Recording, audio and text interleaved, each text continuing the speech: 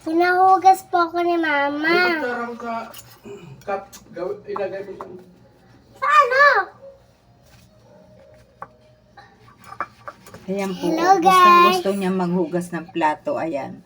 Kahit di niya po abot, nakapatong sa bangko.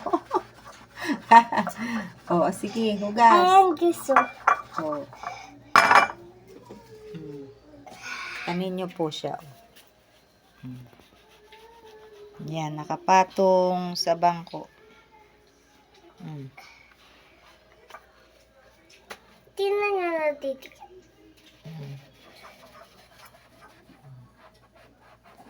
Washing, buying, pita. May sabon yung kamay. Tanin niyo po, nakapatong sa bangko ang aming bata.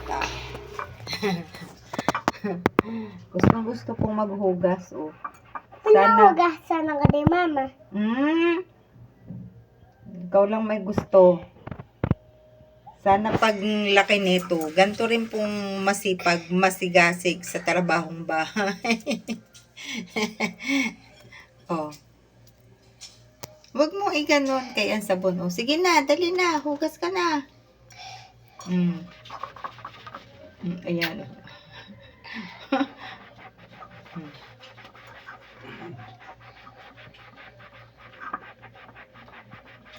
Hmm. 3 years old pa lang po yan. Ito pong aming batang 3 years old. Kuwela na. Nandito na po lahat. Makulit, kuwela, makilos, lahat na po yung nandito. Oh. Oh, yan. Oh, banlaw ka na.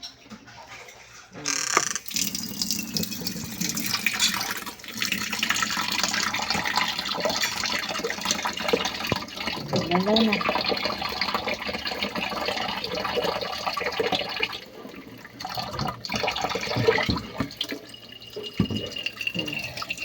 Bahala na po kung anong hugas niyan. Basta nakahugas siya.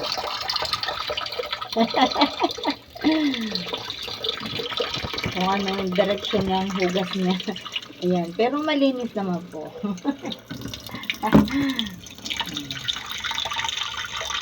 Pwede na. Hugas ka na. Papa!